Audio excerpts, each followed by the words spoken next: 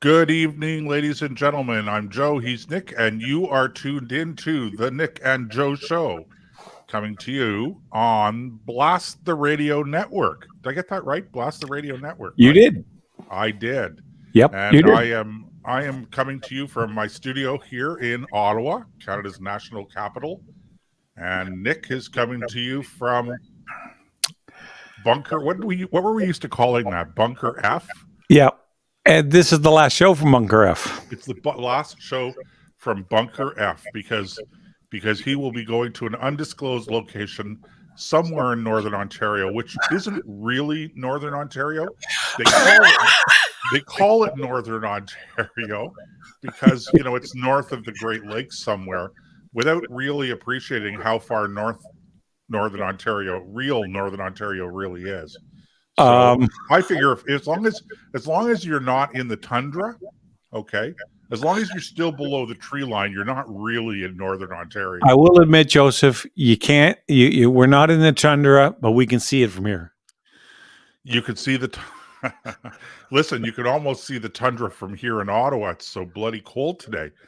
Is it? No, I shouldn't say that because we're hardy Canadians, right? So we're used to the cold weather. And it was like 14 degrees in Ottawa today, which would be what, Nick, Fahrenheit? 55, 60, yep. Maybe. I don't think it hit 60 degrees Fahrenheit, which is, for June the 1st, is actually cool. An exceptionally chilly high. And all I could say is thank goodness for global warming. It's funny, we did actually get up to 30 degrees earlier in the week. No, I guess that would have been late last week. We did get up to 30 degrees. And of course, we hadn't actually planned on talking about the power outage, but we had no electricity for pretty much exactly a week. It went out on Saturday afternoon, and it was restored on the following Saturday afternoon. And it's funny because my wife and I were sitting down, and we were having a drink in the kitchen, and we both sort of looked at each other and said, okay, that's it. It's a week. We've gone without electricity, always going around trying to find a place to charge our appliances and things like that. The food in the fridge is ruined. The food in the freezer is pretty much all defrosted now.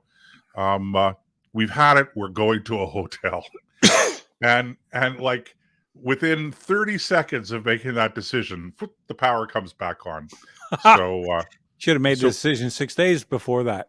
Yeah, well, that's it. And of course, that's why we weren't on the air last week, was because we didn't have power.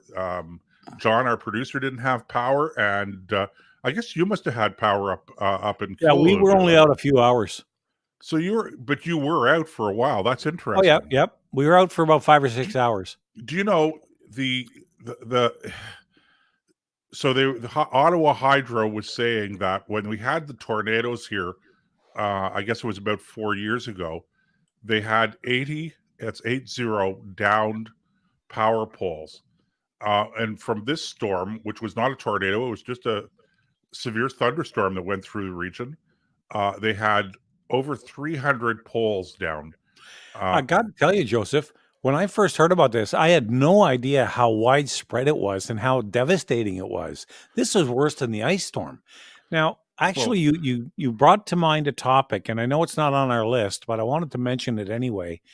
I wonder if this is going to spur people to become a little more looking like this is two events now within living memory where people have suffered hugely because of a loss of power.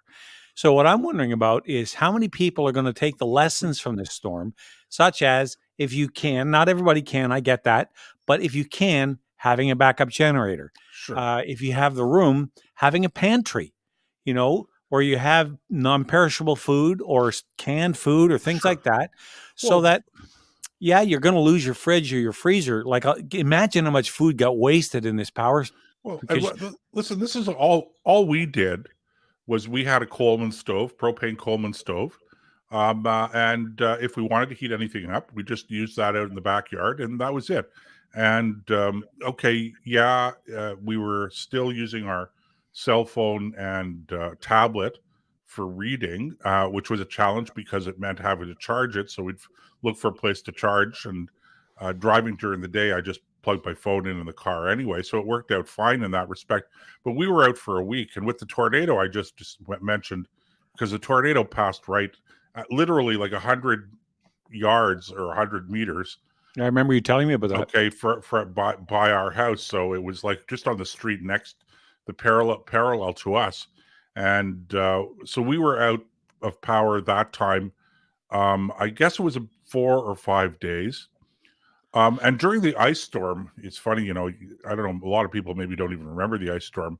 It was winter 98, December 98, I think it was, or January I was still driving 98. tractor trailer then. Yeah, so it was we only lost our power in the ice storm for, you know, I don't know, half an hour or something like that.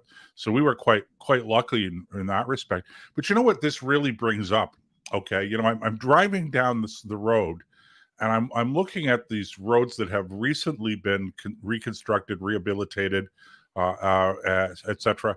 And for the life of me, I do not understand why we don't bury our power lines. That's a great question. You know, and I'm not pretending. I know a fair amount about mechanical engineering, thermodynamics, etc., but I don't know a whole lot about electrical engineering. So I'm willing to be educated on the engineering side, the physics of it. Is there a reason why it's particularly difficult to bury hydro lines? Okay, there may be some reasons around it with the generating heat, etc. But the thing is like this: for Hurricane Sandy struck Long Island, New York, and the city of New York fairly hard. Yep. But at the height of Hurricane Sandy, they didn't lose power in Manhattan, and they didn't lose phone service, and they didn't lose internet service. And do you know why? Because everything is underground. And so one has to ask themselves why we don't spend the money, okay, doing this. You know, here in the city of Ottawa, Nick, they're talking about a quote unquote climate change plan. Yeah, no kidding. They're talking about spending $60 billion over the next 27 years or thereabouts. How many miles of cable could you bury with that kind of money? Now, I just want to repeat that again for our listeners and viewers. Now, I guess I have to say viewers, right? $60 billion for one city of approximately 1 million people in order to have a net zero emissions, okay, of carbon, whatever. And I'm thinking to myself, why are you doing this? Because, well, we have to do our share to save the planet.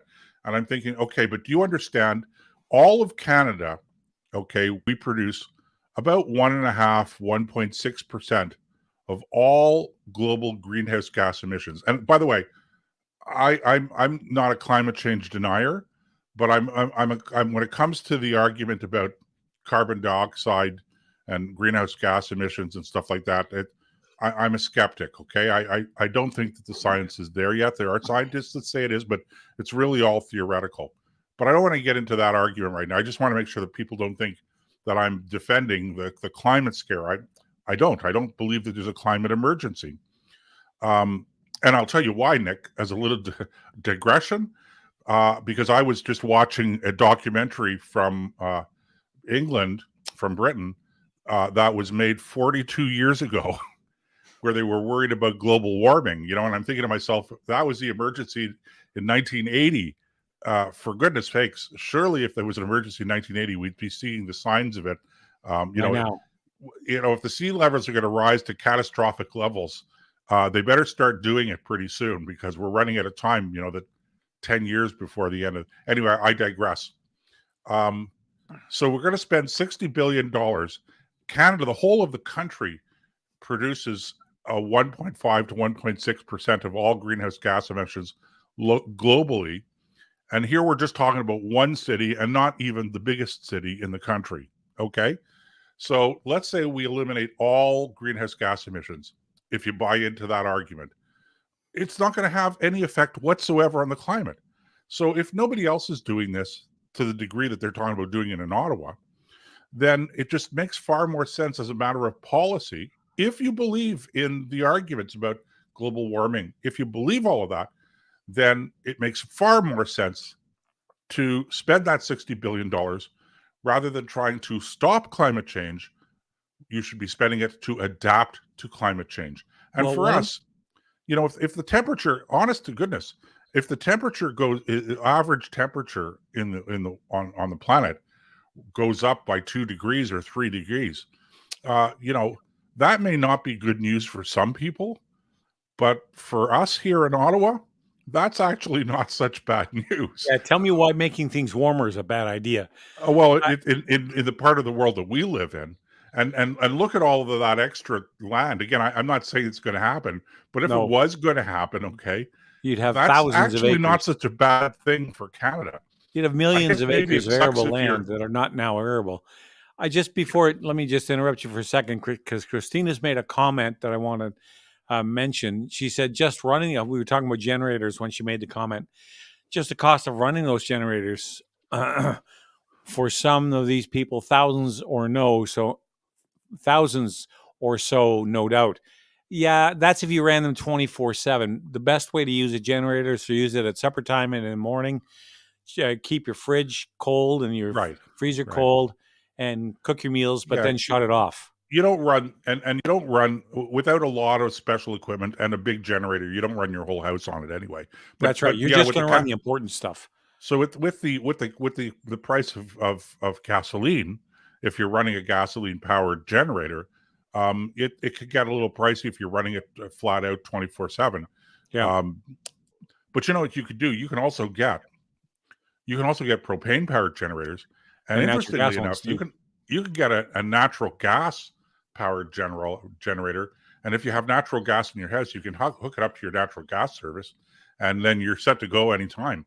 But you're not. It doesn't tie into your main house grid, if you want to call it that. I don't know what the proper term is. Well, you'd have a drop box that you plug into, and you'd shut off the power to the grid and the main switch, and once you've done that, then you throw the power on from the generator to the circuits you have designated. So maybe you want to run your fridge, your freezer, depending on the size of the generator, washer, dryer, the things that you really need.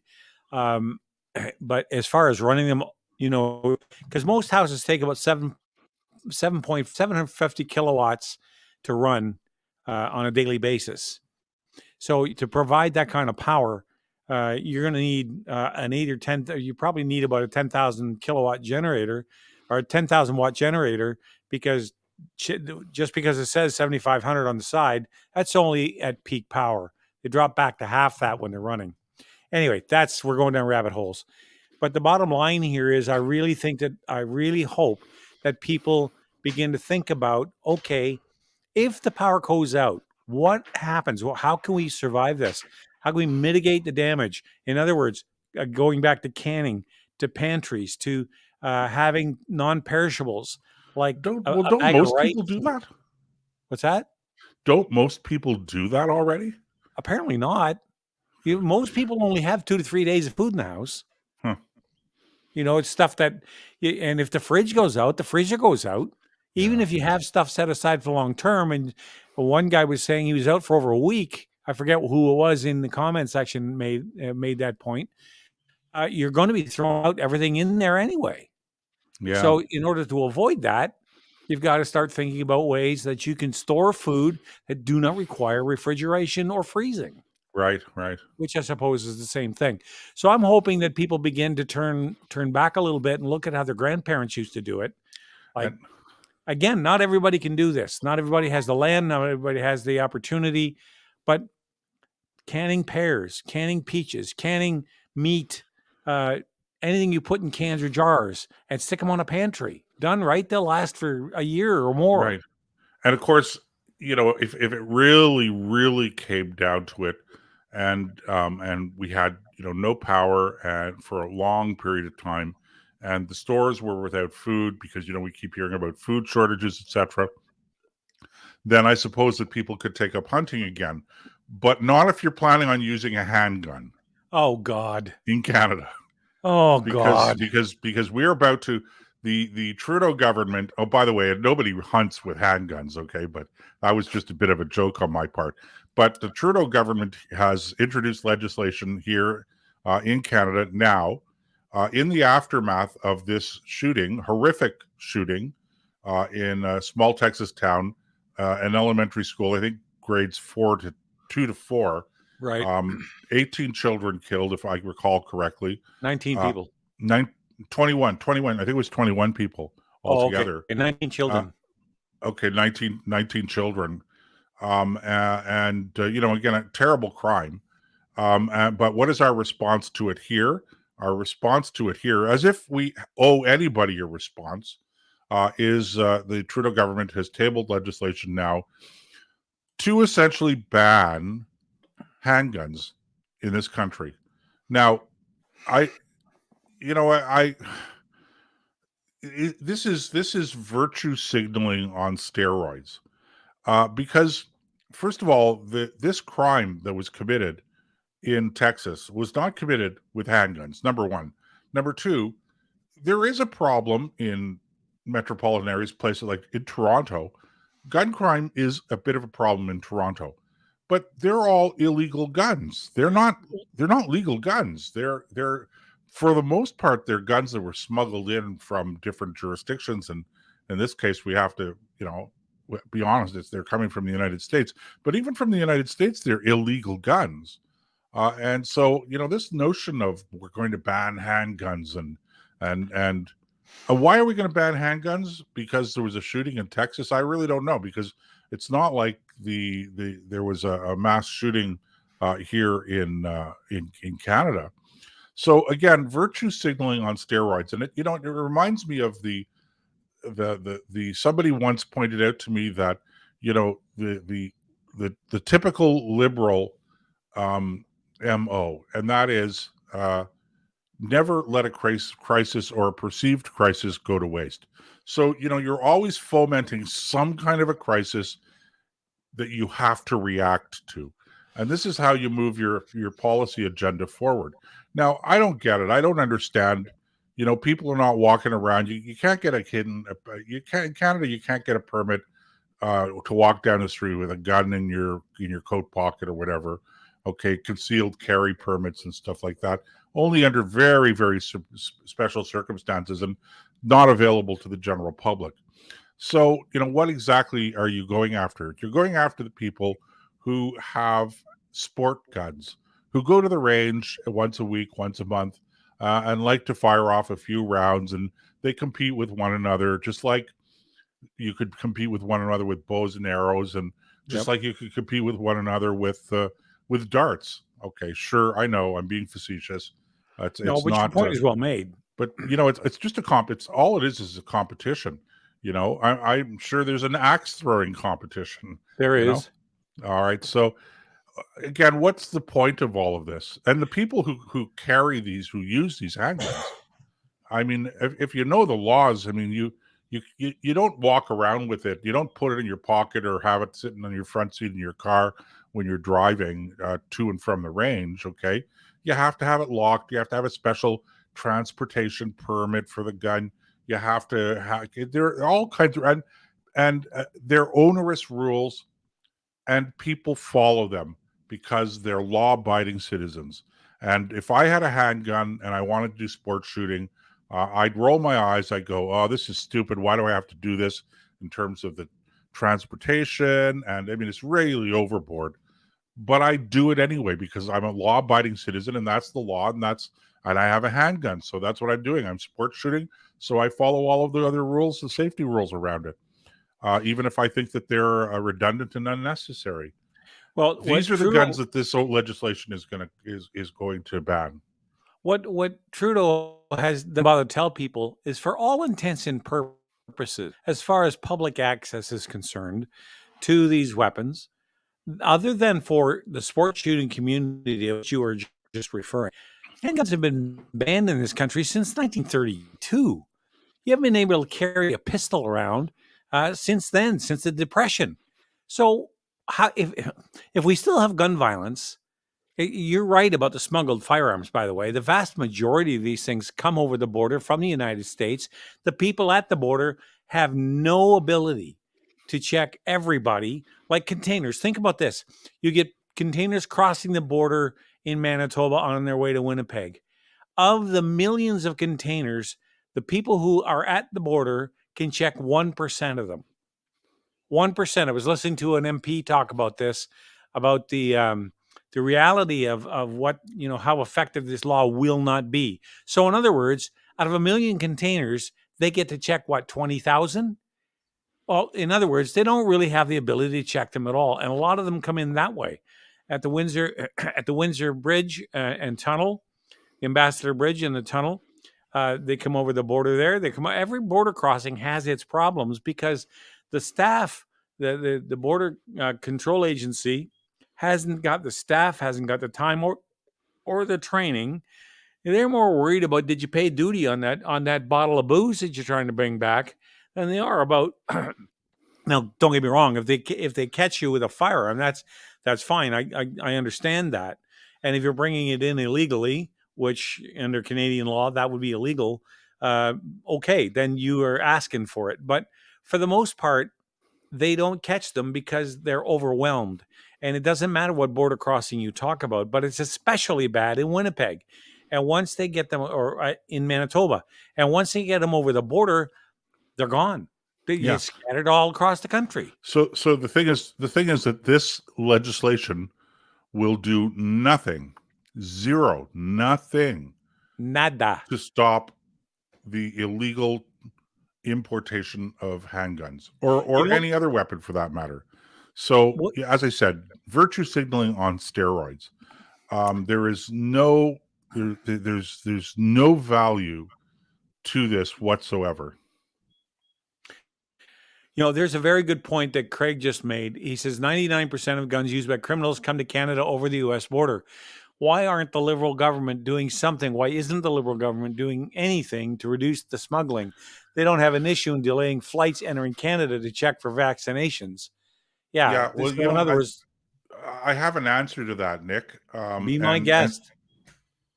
I mean the reality is, we Canada and the United States share the longest undefended border in the world.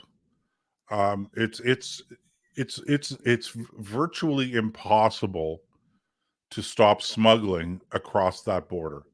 There are just too many places where there isn't even a fence at the Well, border.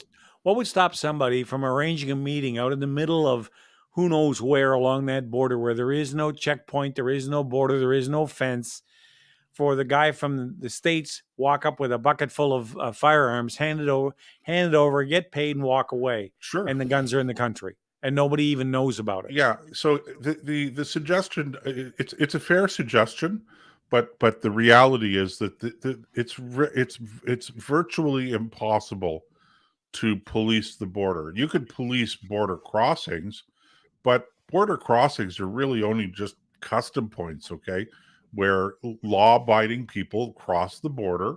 Of course, if you're going to drive your car, you're going to go to a regular border crossing.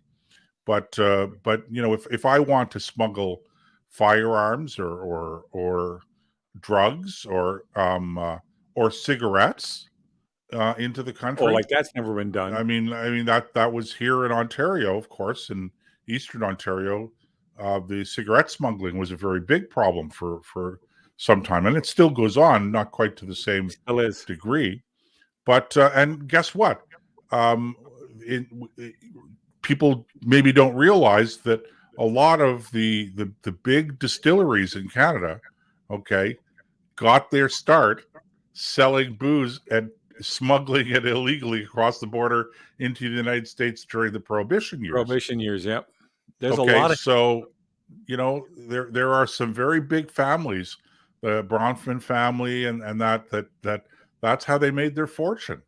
It was it'd be interesting. There's a lot of, and this is a little bit of an aside, but I would love to see some movies made about the Canadians' participation in the fight against prohibition via the smuggling.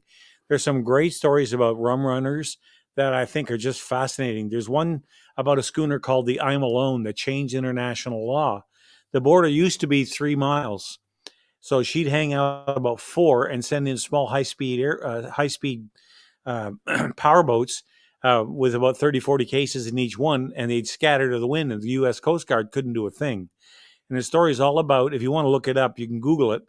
The story is all about how the U.S. Coast Guard finally caught the schooner I'm Alone, and they chased her for over 12 miles and finally sank it.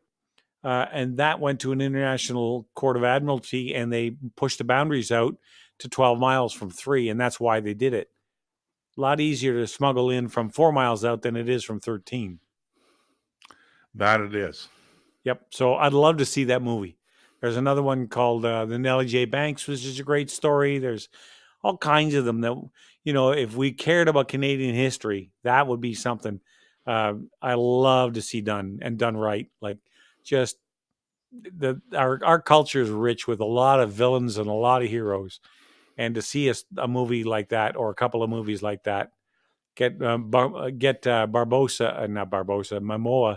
to play the captain, and get who else could you get for the schooner I'm Alone? You'd have to get Russell Crowe,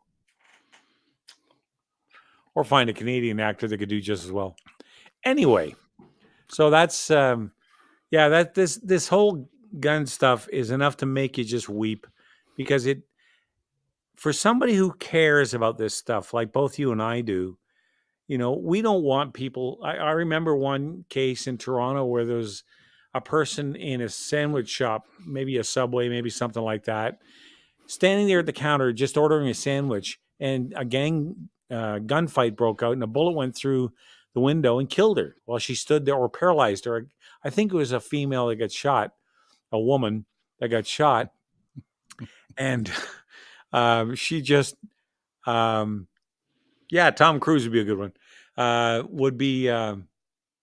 She was either paralyzed or killed, and none of this would stop that from happening again. None of it.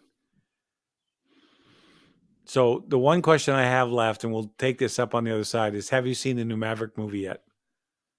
I have not. It's been so long. I know, since I've been to the cinema. This one sounds like it's worth going to. I suppose so. I mean, I don't know. It'll be interesting. I might. It's just been so long since I've been. The last movie I think I went to in a cinema was very, very odd. It was, I want to say the name of it was Broken Glass or something like that. Broken Arrow? No, not Broken Arrow. It was a strange movie, I have to tell you. And a friend of mine wanted to go see it, and I went with him. And afterwards, I'm thinking, okay, I didn't get that movie at all. So, but I'm aware of the Maverick movie. I just haven't. I'm going to go see that on my first opportunity. I can't wait to see this. I've been waiting for 2 years now, and it's been put off. Wait, do they have a cinema in Sioux Lookout? If they don't, I'll drive to the nearest city that does. I'll go to Thunder Bay to see it if I have to. Thunder Bay, Ontario. Yep. Still not really Northern Ontario. Yeah. Of course, Thunder Bay is further south than... yes, it's 4.5 hours south. Yeah. Well, no, it's 4.5 hours drive, but not 4.5 hours south. Because it would be southeast. It would be quite a bit southeast. Thunder Bay? Oh, Thunder maybe Bay? Not. Let me think. No, that's almost no. I guess it would. I'm thinking of Sault Ste. Marie for some reason. No. And Sault Ste. Marie is not north. No, definitely not. Okay. All right. I'll let you do it, Nick. I was going to say it's time for us to take a break. So you guys stick right there, and we are reading your comments. It's just hard to comment on all of them. We shall certainly be back right after this on the Nick and Joe Show. You stay right there. We all know that climate change is real. But with countries like China and India failing to do their part, what Canadians need now more than ever is a Made in Canada climate change plan. A real plan that responds to the real-world needs of Canadians. a balanced plan that supports responsible economic growth and strengthens our essential infrastructure. A responsible plan that protects our natural environment and ensures that all Canadians enjoy the blessings of clean air, clean land, and clean water for generations to come. It's time for Canadian politicians to show real leadership in the world, putting partisanship and ideology aside. It's time for a sensible climate plan. We're the International Climate Science Coalition Canada, and we're ready to help. To learn more, visit our website, icsc-canada.com.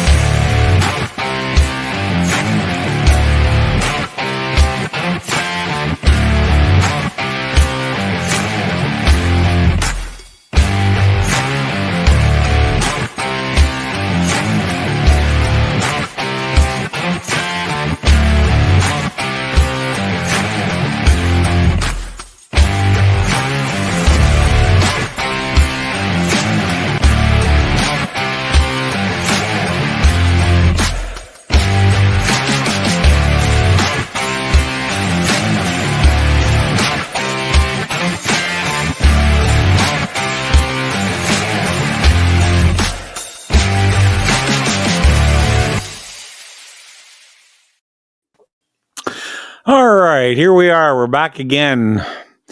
It's been an entertaining first half hour, Joseph. We've covered a lot of ground. Just to finish up on the Maverick movie, this thing, of all the trailers I've seen, the reviews I've seen, I've stopped watching the trailers. I've stopped watching anything to do with it because I don't want my expectations built so high that I'm disappointed. But, oh, man, you know me loving aviation the way I do. It's just a no-brainer for me to go and see this thing. I cannot wait. The last movie I went and saw in theater was a Star Trek movie with the young crew, how they got together, and Spock and all those guys, which I really enjoyed, and I would love to see another one. But things being as they are. All right, so I didn't want to do that. Why did I do that? There we are. Okay. Let's go. I'm just thinking, what do you want to talk about next? We talked about handguns. You know something I want to talk about? Let me just take this in a little bit different direction. The Prime Minister just announced $500 million in aid to Ukraine. He's buying them military hardware. And I'm on Ukraine's side. They're having a tough slog. I was looking at some of those recent updates, and sooner or later, you know, the size of the Russian military, Putin's in trouble at home, but the question is, can the Ukrainians hang on long enough for him to be deposed or whatever? Because the Russian military just keeps grinding them down and grinding them down. And it's been a long slog for those guys. So we'll have to wait and see what happens. But so I'm not against helping Ukraine. But when I saw the article, $500 million, a lot of it goes to the ammunition for the M777 howitzers. There's some other aid, rocket launchers and things like that, all going to Ukraine. And the first thing I thought of was, well, what about our guys? I mean, I'm not knocking helping Ukraine. That's fine. But if you're going to send $500 million in aid to Ukraine, a lot of that stuff we don't even have. So, like, we do not have an effective on-the-ground, ground-based anti-aircraft missile defense system to protect our troops on the ground. We do not have attack aircraft. We do not have. We're taking forever to rebuild the Navy. Just one thing after another. There's all kinds of places to spend money within the military that we're sending overseas. Now, like I said, I'm not knocking the fact that I think Ukraine needs help. There is some help that needs to be sent. But at some point, you have to say, look, you know, we could very easily in the near future end up involved in a shooting war. I mean, so far it's just Ukraine. What if it's bigger than that? How can we then look at our military and send them over to engage out of our NATO commitments, a fight against Russia, if we have sent all the money and all the latest technology to Ukraine? Well, That Nick, part bothers me. it's actually worse than that. We just sent over 8 brand new Senator what the government was billing as armored personnel carriers, and they're called Senators, but they weren't even built. I mean, they're not even proper armored personnel carriers. Okay, they're reinforced vehicles that were built primarily for border patrol for the Canada Border Services. So, and in the meantime, we have these aging coyotes that are being mothballed, and I'm thinking to myself, why don't we just give them those? At least they're APCs, okay? I just don't. I it's again. I don't. There are times, Nick, when I like this isn't even. It's not a partisan thing, okay? People think, okay, well, you're a prominent conservative, you're a supporter of the Conservative Party, therefore you're going to be attacking the Liberal government. And I'm thinking, no.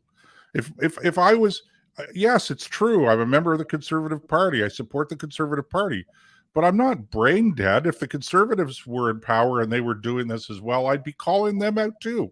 There's right and Absolutely. there's wrong, okay? And so they're sending over these vehicles. They're not even though they're new, they're not usable in a combat theater.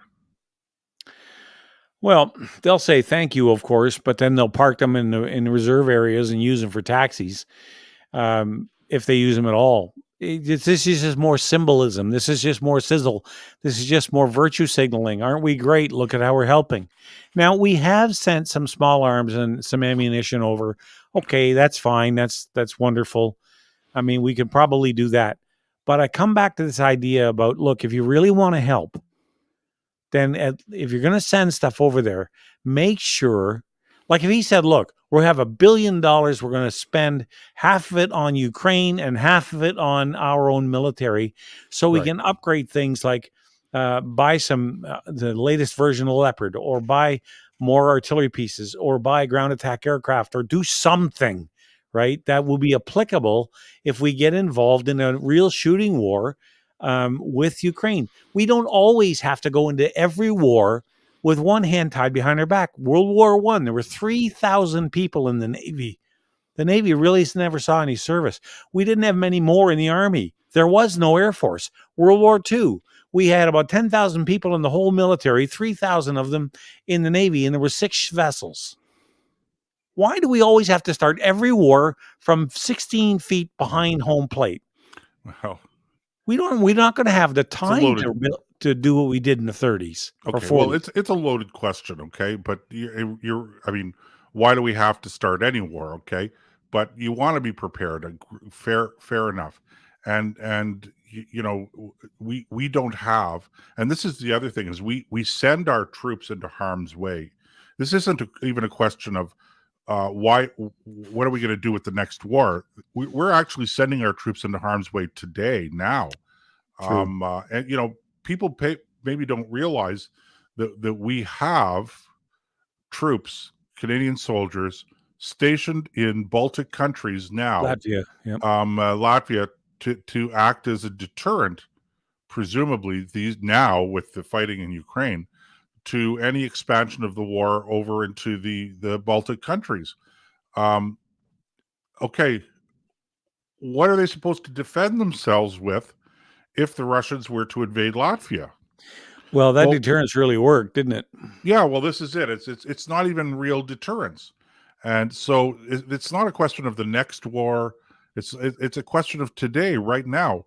We don't have any kind of we don't have any kind of an air defense system, a battlefield air defense system, let alone an effective one. Okay, we have aging equipment. We have anyway. I could go on and on. It's the old story, and you're right. Okay, now there's the war in Ukraine. So all of a sudden, we're able to find $500 million that we can send to the Ukraine to help them out militarily. Good. Okay, great. But the question is, as you've posed it, Nick, if we could find $500 million to help supply the Ukrainians during this time of war for them, why don't we have that $500 million? Why couldn't we find that $500 million to equip our own soldiers? And by the way, we haven't talked about this at all. And Nick, and quite frankly, it's an outrage, and it should be a massive scandal that our government, that our senior military people are now telling our soldiers that they should be looking to places like Habitat for Humanity, which is essentially a charity for homeless people, in order to find housing for them. I mean, that's a story that was in the papers about a week ago or 2 weeks ago, and I haven't heard one word about it since then. And I'm thinking, where's the outrage? Are you send your troops over, to defend freedom and defend democracy, and the rationale being better that we fight the war over there than wait till it comes over here. Even if that's true, and I would agree with you. That's the approach we took with the world wars. Yeah, I'm with you on that. Fight it over there, but you're going to have to fight it one way or the other. And if you're going to fight it, don't start with both hands tied behind your back. Okay, and I 100% agree with that, Nick. But I'm taking the point further. I'm not even talking about the fighting aspect of it. I'm talking about the fact that you have people in the military, you have soldiers, they're serving their country, they're prepared, they're serving you and I, they are prepared to die in order to protect us. Okay, that's what they do. And while they're doing this, and they're training and they're prepared, we don't even have the decency to house them properly. And so we're telling them to do. So sorry. Okay, I can't help you. Why don't you check out what Habitat for Humanity is doing? If this had happened in the United States, this would be an explosion. Oh, there'd be hell to pay. Okay, nobody would. I don't mean a literal explosion, obviously, but it would be an outrageous thing. But here, not a peep, Nick. Well, you know what's really sad, Joseph, and in one way, I'm kind of glad that I'm not kind of glad. There's nothing to be glad about here, but people have to come to this show to hear that stuff, and that's one of the reasons that keeps me going, is because we're telling people things they won't hear in the mainstream media, like this story about housing for, never mind vets, who have served and are now left and are homeless on the streets. We hear about that all the time. But we're talking about actual serving members, people in uniform today. Now, look, when you add that to the other story that's in the news today, you got to ask yourself, what is going on? The military is insisting. They have just, excuse me, and I know one of these individuals personally, told 1,500 people, or getting rid of 1,500 people within the military. Some are civilians. There's a few support workers, but the bulk, 1,300 of them, are members of the reg force. They don't even provide numbers for the military. Are being either punished, serving through disciplinary action, or being released because they won't take the vax. Now, look, Canada's military is small.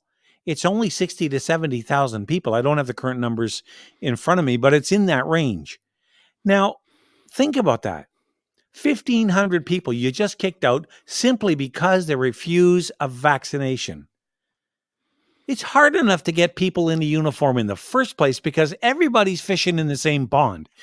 People from every walk of life are looking for that 18 to 20-year-old who's, fit and enthusiastic and all that sort of thing. It's just mind-blowing how you could go around and make that. John just gave me the number: 68,000 regular force and 27,000 reserve. So most countries have a larger reserve than they have a main military. We are reverse.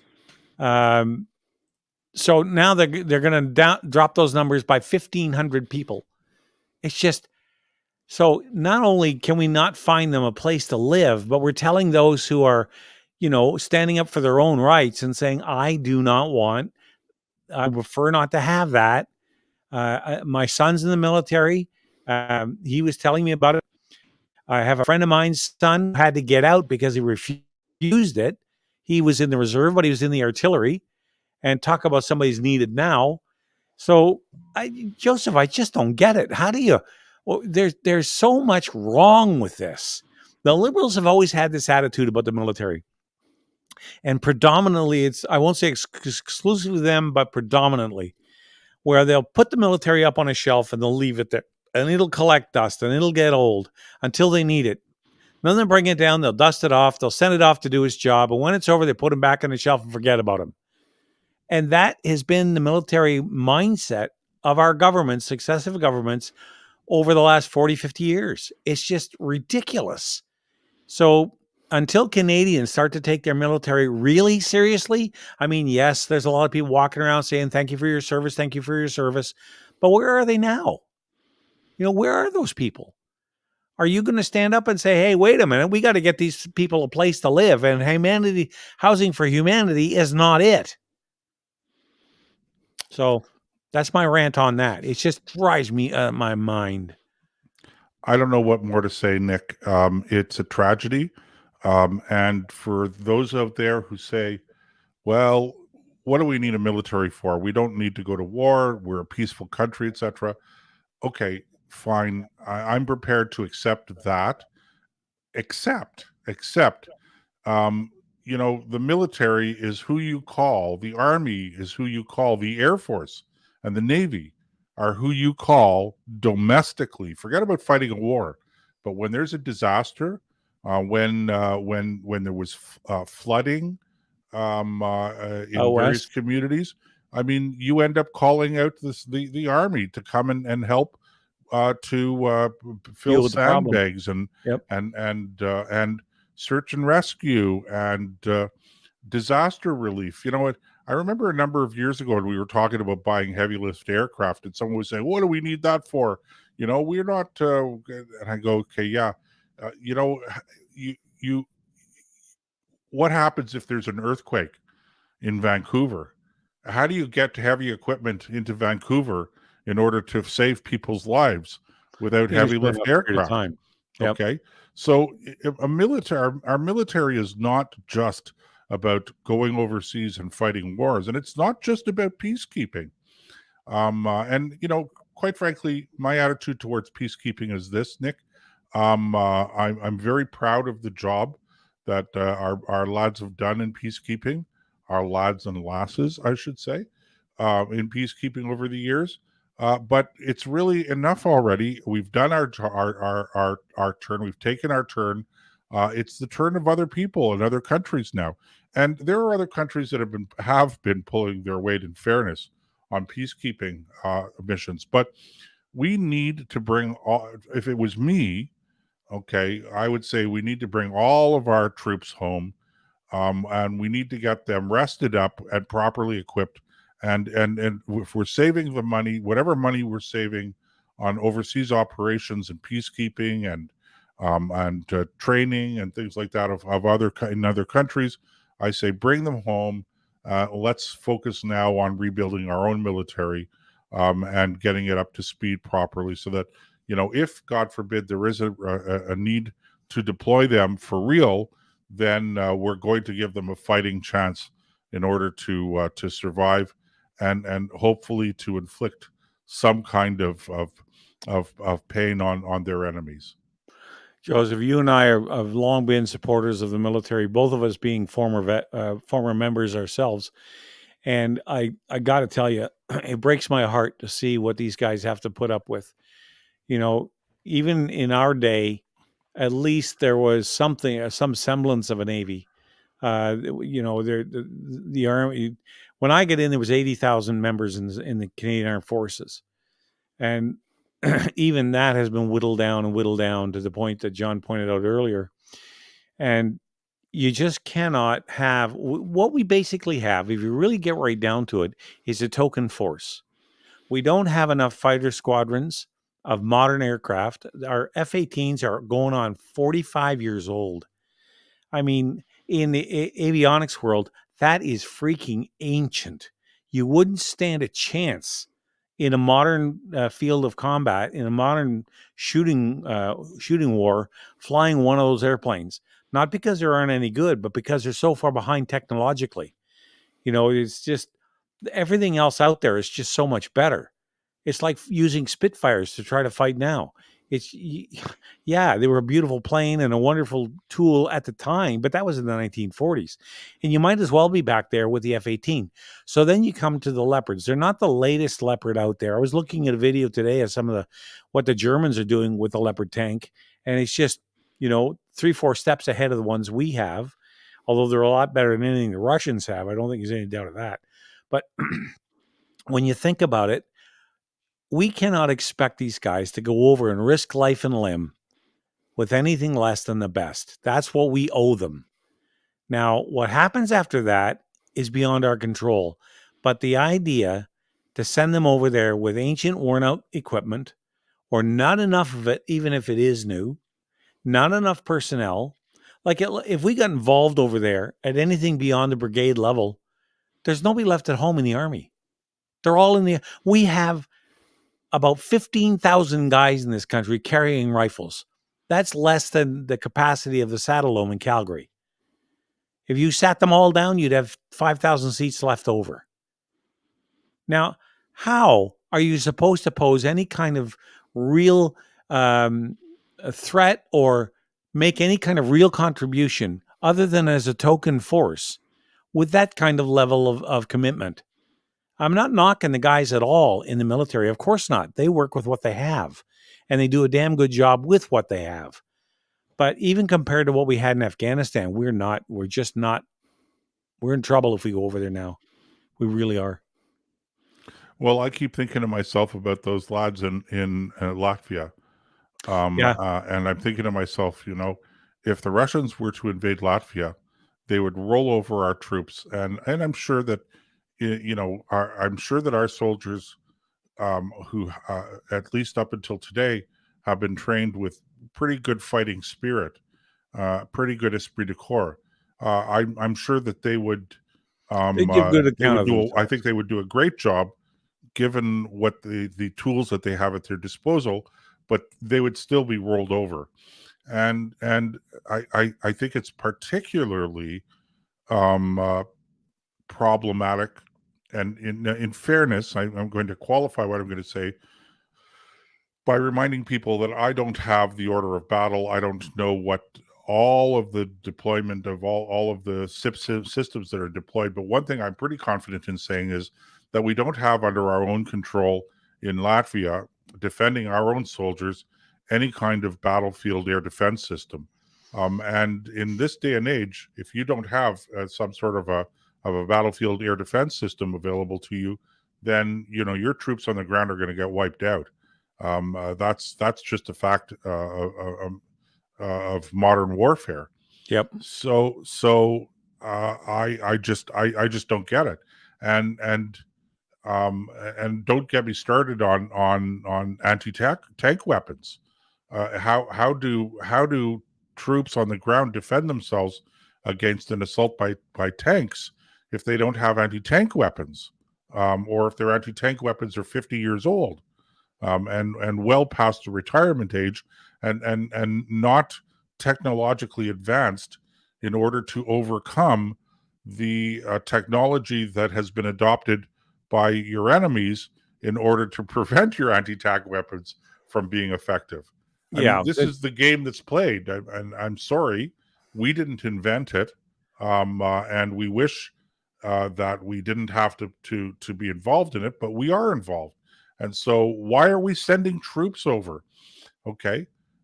Don't give me the principled reason. I understand the principle behind it, but if you're going to do this, you have to provide them with the best of equipment, or at least enough equipment that's technologically advanced enough that you're going to give them a fighting chance to survive, and hopefully inflict some kind of wound, some kind of of pain on your enemy. I mean, that's the whole reason that they're there. So if you're not going to provide them with the equipment and the backing to be effective, then why are you sending them in harm's way in the first place? They're not serving a deterrent function. People have to be reminded that a military's primary job is to kill people and break things. That's what a military's for. Now, the fact they do all this other stuff, aid to civil power, as you pointed out, disaster relief, that's all great. Don't get me wrong. And we do need them for that. But ultimately, it comes down to being able to bring fire on the enemy and kill as many of them as you can and be effective at it. And as ugly as that sounds, that's what a military's for. It's not a social club with military overtones. It's it's supposed to be a fighting force. And when you go into a field, enter a theater of operations where there's live shooting going on and people trying to kill you, you'd better be better at it than they are, or you're going to be the one laying down your life for his country, your country, rather than making the enemy lay down his life for his. And that's a paraphrase of George Patton. But anyway, the bottom line is this: the whole thing, my heart just aches when I think about the military, because they are so underfunded and they're so under-equipped. And the guys, it's an act of courage just to sign up these days. I mean, to tell the country that, yes, I'm willing to do whatever it takes, up to and including laying down my very life to pretend what Canada stands for, then it is. How they do it now, I have no idea, because at least in our day, we thought we had a fighting chance. Well, I'm not so sure anymore. Neither am I. And that's what's pathetic. Like, why is it taking so long to get replacements to the F-18? Why is it taking so long to put new hulls in the water as far as the Navy is concerned? Why is it taking so long to get the Army what it needs? Why is it taking so long? I mean, mostly it's politics, Nick. It's all politics. Yeah, I know. And I'm getting sick and tired of politics leading to that potentially are going to lead to the death of a lot of Canadian Armed Forces personnel that didn't need to die. You're not going to get an argument from me, my friend. Well, I think on this score, there's not much arguing to do. All right, it looks like it's time to take a break, so we're going to do that now. We'll be right back on the Nick and Joe Show right after this. We all know that climate change is real. But with countries like China and India failing to do their part, what Canadians need now more than ever is a Made in Canada climate change plan. A real plan that responds to the real-world needs of Canadians. A balanced plan that supports responsible economic growth and strengthens our essential infrastructure. A responsible plan that protects our natural environment and ensures that all Canadians enjoy the blessings of clean air, clean land, and clean water for generations to come. It's time for Canadian politicians to show real leadership in the world, putting partisanship and ideology aside. It's time for a sensible climate plan. We're the International Climate Science Coalition Canada, and we're ready to help. To learn more, visit our website, icsc-canada.com.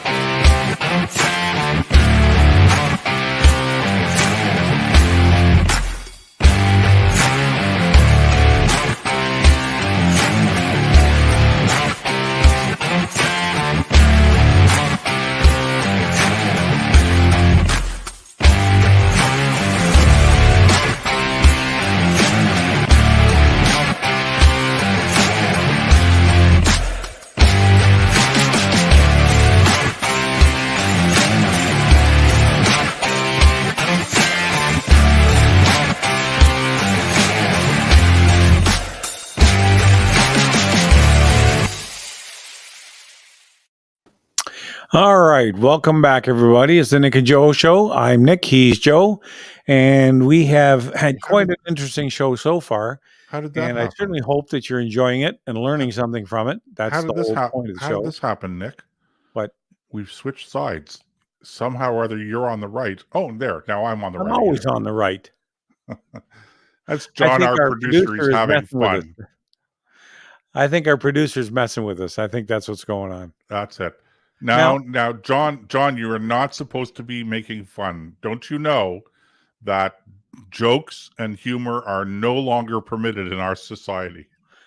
Speaking of that, guess where I was going next? I had a pretty good Talk about idea. no fun. People take things way too seriously. I'm going to read you a joke that I posted online, and I thought it was funny. I never had any other thought about it. I just thought, hey, this will get a chuckle. So here's the joke, and you tell me, and we'll check the chat room and see what they have to say. But listen to this. Here's the joke. This morning, I went to the welfare office to sign my dogs up for benefits. The lady said dogs are not eligible for benefits. So I explained to her that my dogs are colored, unemployed, bone lazy, can't speak English, and have no frigging clue who their fathers are. They expect me to feed them, provide them with housing and medical care. So she looked into her policy book to see what it takes to qualify. My dogs get their first check on Friday. Bugger me, isn't this a great country? Now, without saying any more about this right away, is there anything that jumped out at you about that particular comment or about that particular thing that you might have a problem with? Yeah, you called them lazy. How dare you call dogs lazy? Yeah. Okay, well, the page exploded. Okay, and 92 people liked or thought it was funny. 61 comments, 23 shares. So I got a lot more laughs, and the comments. Here's the first one guy said, perfect. Okay. The next guy, a guy called Joshua, said this. This has racist and xenophobic undertones to the max. Now, as the thread goes on, you run into people calling me all kinds of names like, racist and xenophobic and all this other stuff.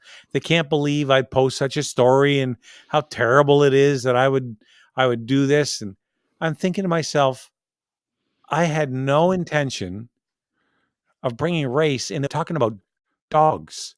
Okay. Dogs but come in many colors. You see, Who Nick. cares? Many of them have no idea who their fathers are. Well, A lot of them are bone lazy. Isn't that right, Willie? Just Okay, so just set aside. Why would you, go just ahead. Set aside the race business for a second and xenophobia. I'm surprised that nobody has launched a complaint against you because it's anti-canine. Oh, don't give them any ideas. Surely to goodness, Nick, somebody out there noticed your low opinion publicly expressed of dogs. I mean, this was a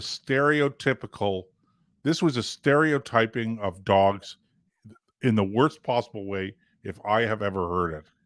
So why would anybody, this is the thing, why would anybody go to the idea that there are racist undertones, xenophobic undertones, when they could just as easily just accuse you of being anti-canine? Because You're a dogophobe. I'd never thought of that. Dogophobe. I will admit that I never thought of that angle. And the whole thing through this whole thread, I said about 3 or 4 times, this is just a joke. Get over it. I didn't mean anything by it. And the people who pointed out the fact they thought it was racist, I asked them the following question. How come you're the only people who are seeing this as racist? Nobody else is. Nobody else has brought it up.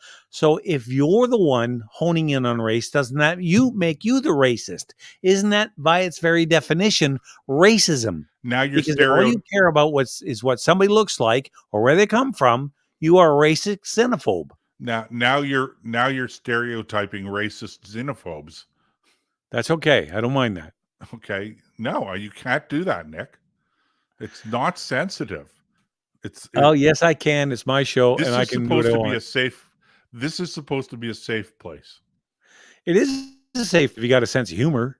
So, okay. So just to close off the dog thing, okay, Nick, for a second. All right. Have you listened to My Dog's a Democrat? Yes. It's hilarious. Okay. That's a guy out in the middle of a hayfield playing guitar. My dog's a Democrat. Yeah. So for all of our listeners, I'm sure you'll find it on YouTube. Look it up on YouTube. My dog is a Democrat. Oh my God, it's funny. Not that I'm stereotyping Democrats. You're not stereotyping Democrats. Oh no. There's nothing wrong. This is a safe place for Democrats as well. There is nothing wrong with being a Democrat. Okay? I'm not suggesting that dogs are Democrats or that Democrats are dogs. I just want to make that perfectly clear to people. Okay, well, once you go listen to it, it's just I knew that. I've seen that about a year or so ago. But you're right, it's on YouTube. Go look it up. My dog's a Democrat. It is funny. But you know something, what this shows me is that people are way too sensitive. They need a thicker skin. They don't recognize a joke and take it in the spirit that it's offered. They have to find something wrong to make themselves feel better. These two guys, there's two individuals, Doug and Joshua, who come after me all the time. And for the most part, I don't care. But look, don't call me a racist. Don't call me a xenophobe. You don't know anything about me. You don't know who my friends are. You don't know, how many dogs I have. You don't know anything about that. And yet you're willing, based on one joke, to label me with something like that. I'm sorry. I have a problem with that. And I really wish these people would just take a minute, take a chill pill, calm down, and take it at face value. You don't need to go stripping away layers to find out something that isn't there. You see, Nick, you just don't get it, Nick. Okay, you're right. I don't. Because listen, okay, you've clearly insulted all dogs, and now your defense is some of my best friends are dogs. That's right. Ain't that right, Willie? I don't know. Nick.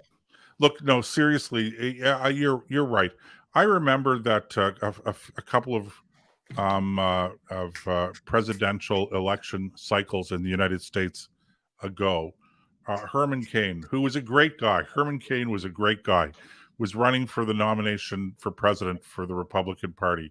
And Herman Cain was a black guy. And somebody, I don't remember what it was, but somebody had made some sort of a joke with somewhat racial undertones or whatever. Over here. And he was asked about it during one of the national debates. And I don't remember what the joke was. I'm sure it was mildly insulting. But Herman Cain had a great answer.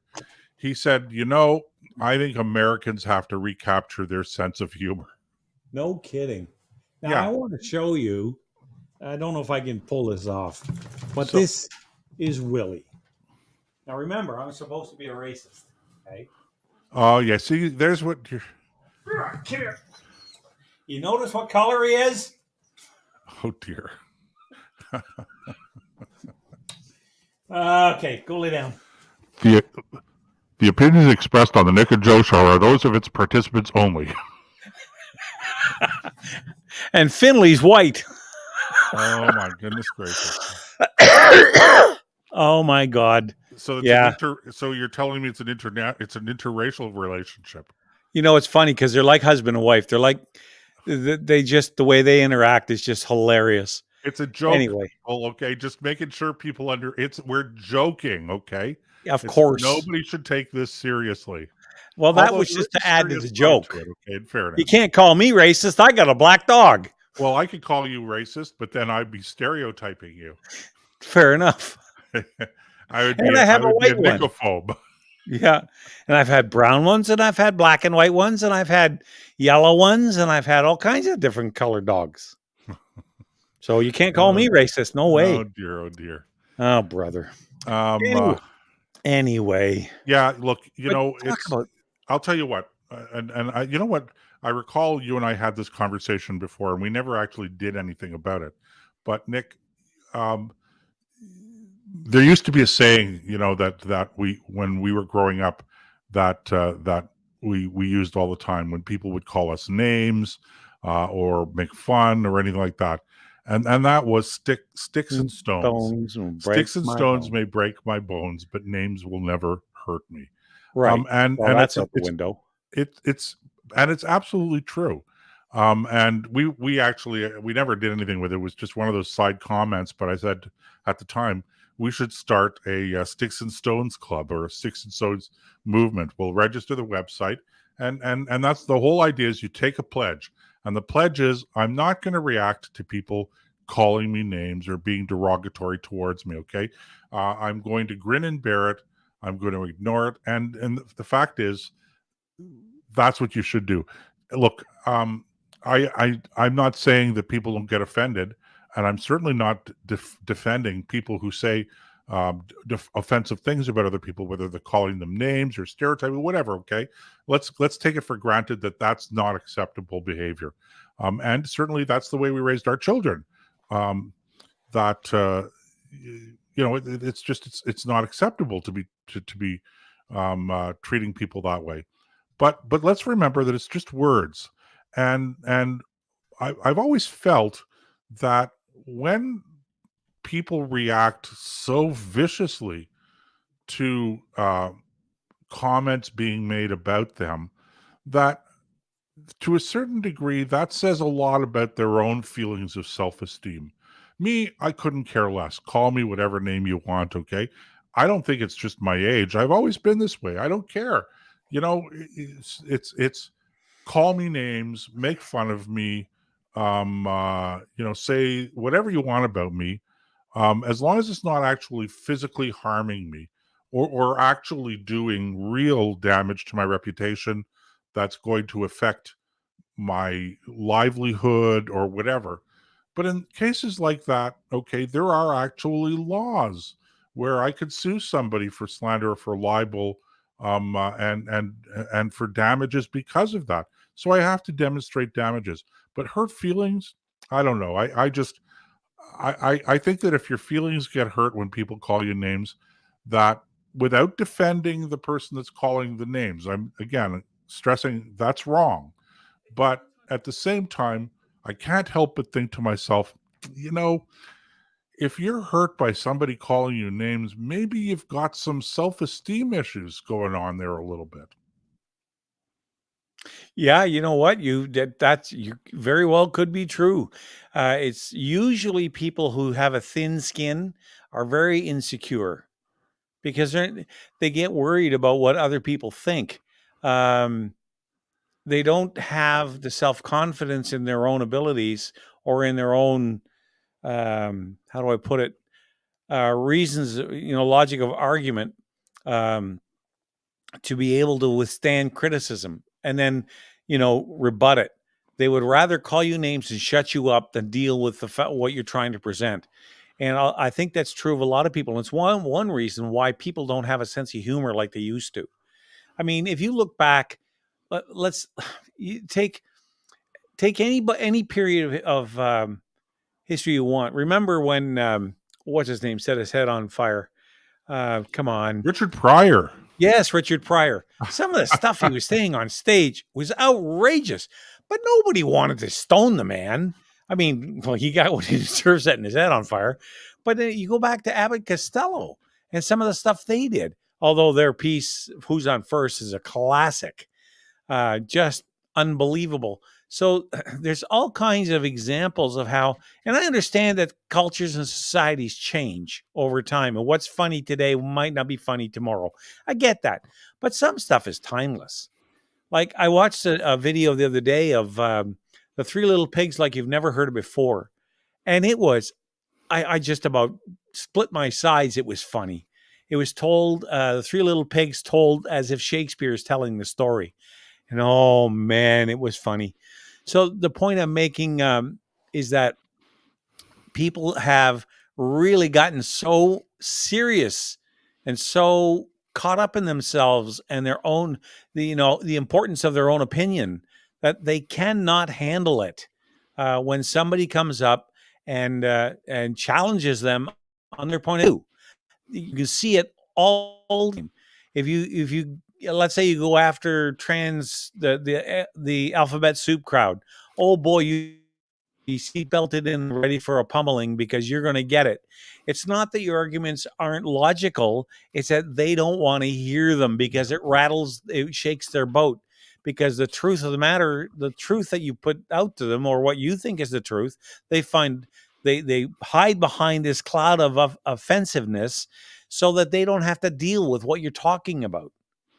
And I think that's running rampant through our not only social media, but social media is kind of like art was, 100 years ago. It's a reflection of the culture, and culture we're in has no sense of humor in a broad sense. So, I'm just watching some of the comments that are coming across the screen and first of all, I have to say, I don't think that they could make All in the Family today anymore. Oh God, Um, no. so I just think it was so politically incorrect. But here's the thing, okay? So far we've been talking about people being offended by being called names or somebody making a joke about them or whatever. But what do you say about people who go to a comedy show, who pay money to go into this place and have a comedian make jokes and laugh at the jokes and then Uh-huh. be offended when the jokes are a little off color or whatever? It doesn't compute with me, Nick. But how many comedians have gotten themselves into trouble because somebody in the audience was offended by one of the jokes that they told? And and they're constantly saying, it's a joke, you know it's a joke, it's not for real, guys, don't take it seriously. But some of these guys, they take these things so seriously, Nick. Well, another one they couldn't make now is Married with Children. Oh Remember my Al goodness, Bundy? no.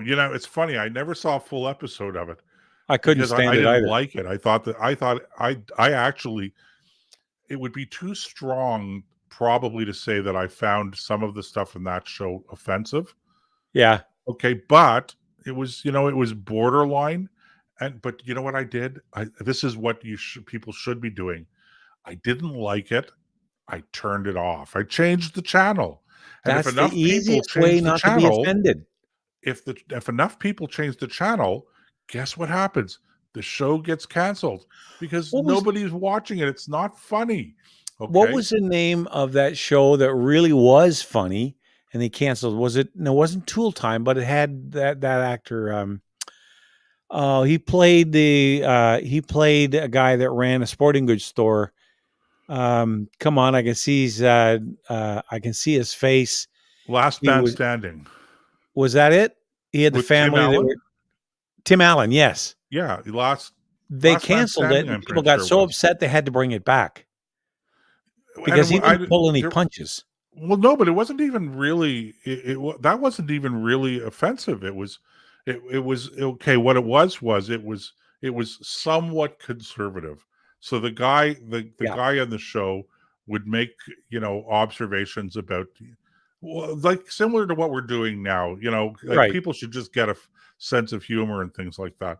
But yeah, they canceled the show, and there was enough of an outcry about it being canceled that they brought it back, but on a different network. It was a different network they brought it back on. But they had to So, bring it back.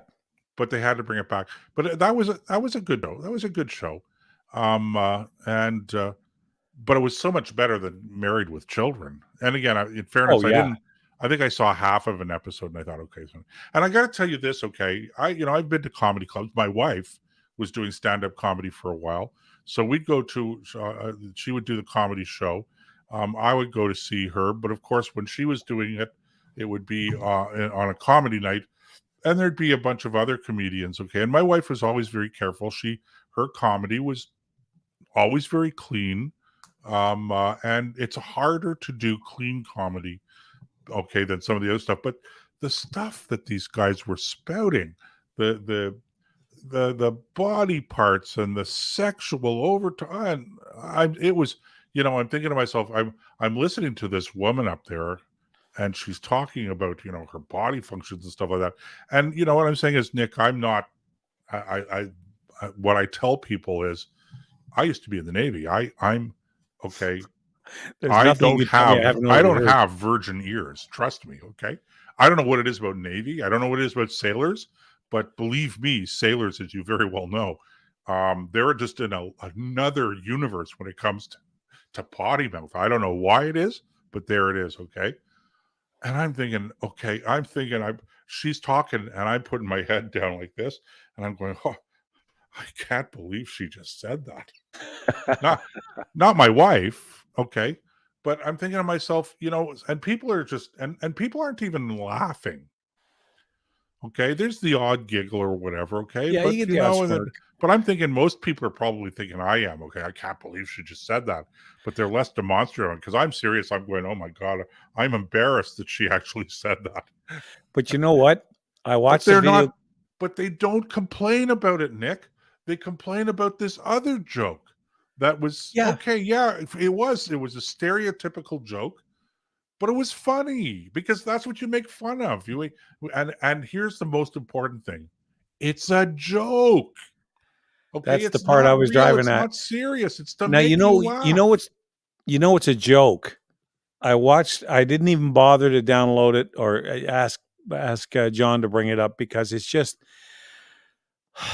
there was a female MP, a woman MP in House of Commons, and pardon sensitive ears, we're using clinical terms here, but she was standing up talking about how we need to talk about vaginas and vulvas. She's in the House of Commons, our House of Commons, talking about how it's 2022. We should not be embarrassed about our bodies. Maybe so, but we don't need to talk about it in the House of Commons because, oh, there's nothing else to talk about. There's no war going on. Oh, wait, the one in Ukraine. There's no energy crisis. Oh, except the gas is now about $50 billion a gallon. There's no, no other issue that needs your attention. This is what you got to talk about. And it's all over Roe v. Wade down in the States. And I'm losing my mind watching this because I'm thinking this is supposed to be where the country's best come together to provide laws and governance for us to live our lives by in peace and security. And she wants to talk about female genitalia? Like, give me a freaking break. So it just made me so mad. I couldn't even watch the whole thing because that was enough. Like how people think they got the right to talk that way. I don't know, Nick. It's too complicated for me, obviously, and it's obviously too complicated for you. See, But that you would and be I, stereotypical, Nick. So just. well, look, what she talks about in private is none of my affair, but that house belongs to all of us, and that makes it my affair. Yeah. And the speaker should have shut her up and sat her down as soon as she started talking that way. Well, I'm sorry, that's unparliamentary language. You're not going to be allowed to use it in here. yeah, it's a point of view. It's a point of view. And it is definitely mine. I Anyway. have to tell you, Nick, that I actually I don't agree with entirely some of the things that are said, but I like comedians like Bill Burr. I think Bill Burr is a brilliant comedian. And really what he is and Ricky Gervais. I love Ricky Gervais. Yeah, he's funny. Dave Chappelle. Yep. These guys are, when they get into this, what we could call the stereotypical types of comments and observations and that. But the funny thing is, there's an element of truth in what they're saying, and it's they express it in a funny way, but it just goes to show you that it's the truth, and facts can be often funnier than stuff that you make up, and a lot of the things, and you go and you listen to them, and I'm thinking, okay, that was funny, and it's nice because you're kind of laughing at yourself a little bit, okay? Of course, that's what good And humor you're does. laughing at the human condition, and But the thing, as I said, getting back to what I was talking about earlier, Nick, and that is the thing that I can't get, I just cannot wrap my mind around, are people paying to go to a comedy show and then being upset with the comedy and complaining about it. Like, okay, here, complain if it wasn't funny. Okay, don't You can complain complain about because that. it was offensive. Complain, okay, I paid for this guy and he wasn't funny. All right, You- but complain. Okay, the guy made fun of little people. Okay, I mean, okay, maybe I shouldn't use little people because I'm a big person. Okay, so okay, here, you know what? I'm a big person, and I'm not just a big person because I'm tall. I'm a big person because I'm fat. Okay, let's let's not beat around the bush. Okay, I'm I'm a big guy. I've got way too much weight on, and I'll go and so make fun of fat people. Okay, it's funny. Well, All one right, of my it's favorite funny. comedians who made a living doing that was John Panesh, and Oh, he had okay, John Panesh. I am not in John Panesh's league. no, When I no, say that's I'm not the point. overweight, okay, That's not the point. I know. His whole thing was food, Yeah, and he he had made a career out of it.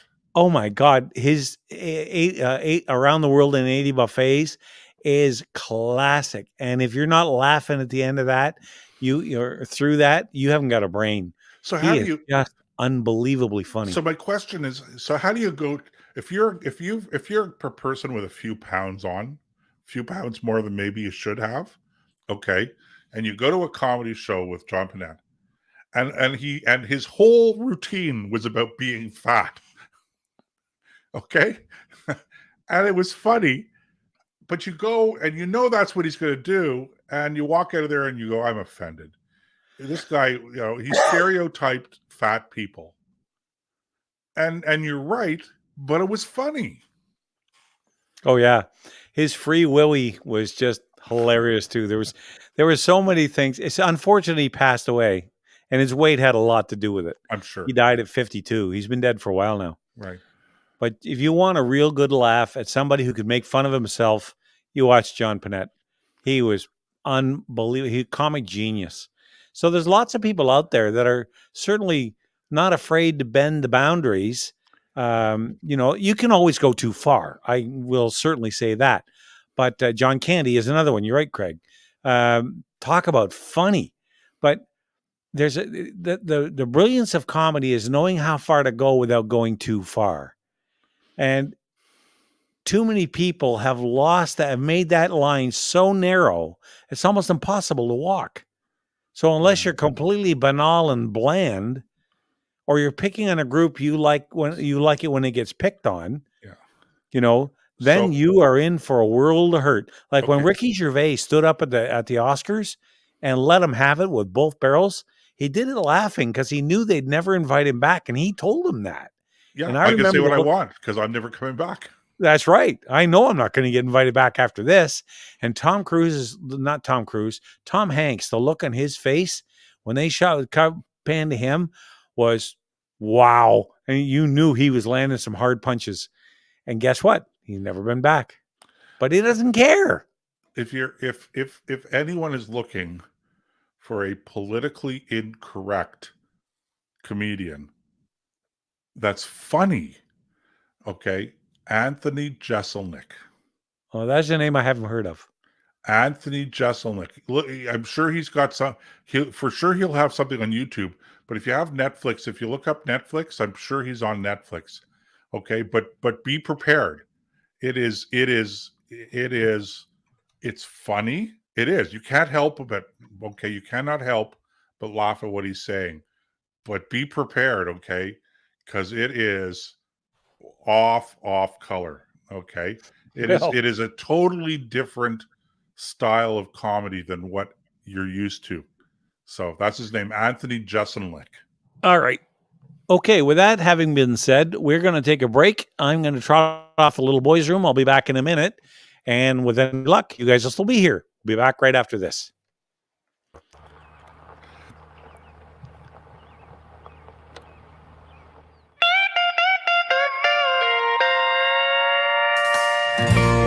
think my dog's a Democrat,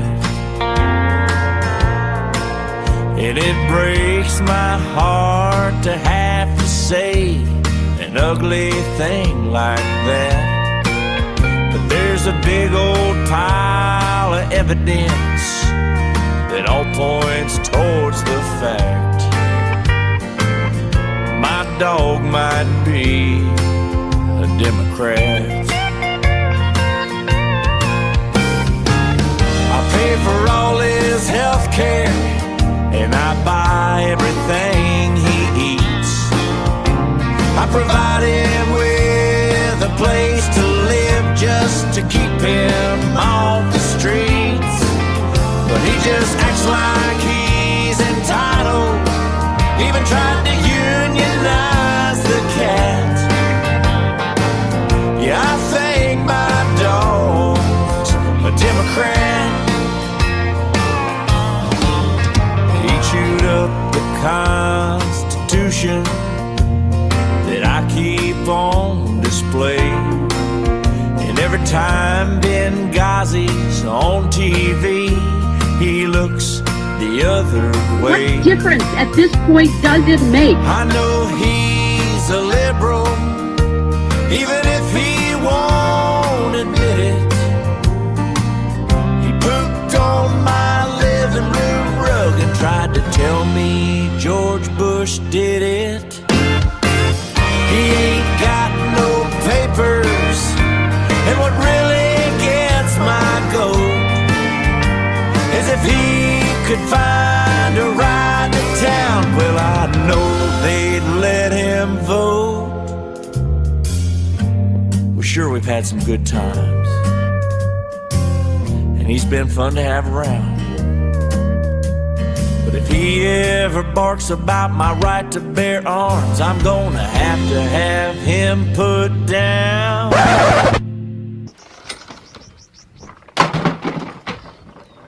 Who's a good boy? Who's a good boy? I pay for all his health care, and I buy everything he eats. I provide him with a place to live just to keep him off the streets. You'd have to be a socialist to ever act like that. So my dog must be a Democrat. His behavior has been hinting that his mom might be Mrs. Clinton.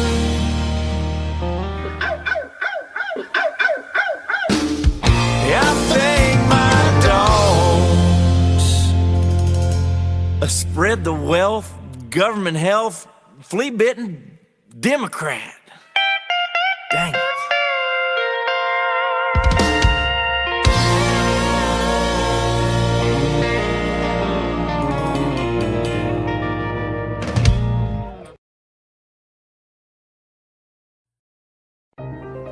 We all know that climate change is real.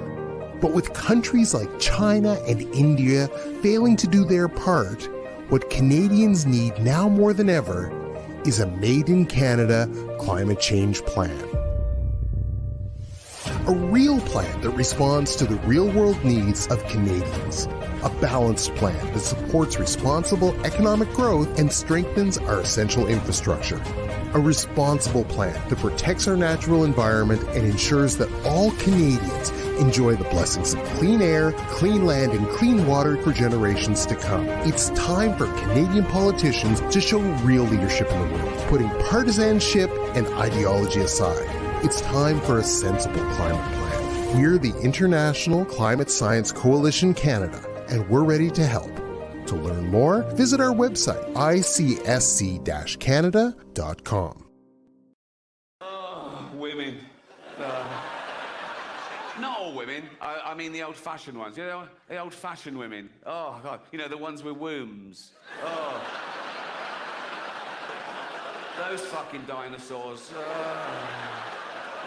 No, I love the new women. I know the new women. They're great, aren't they? You know, the new ones we've been seeing lately. The ones with beards and cocks. They're as good as gold. I love them. No, it's the old-fashioned with it. And now the old-fashioned, they go like, oh, they want to use our toilets. Why shouldn't they use your toilets? For ladies. They are ladies. Look at their pronouns. What about this person isn't a lady? Well, his penis. Her penis, you fucking bigot.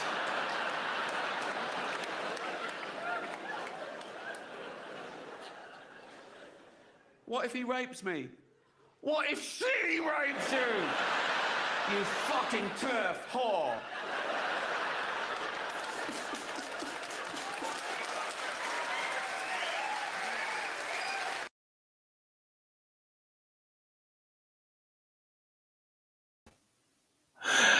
Joseph, that's how you deal with this stuff. Is you I had nothing to do with that. Was totally, ladies and gentlemen, that was totally our producer.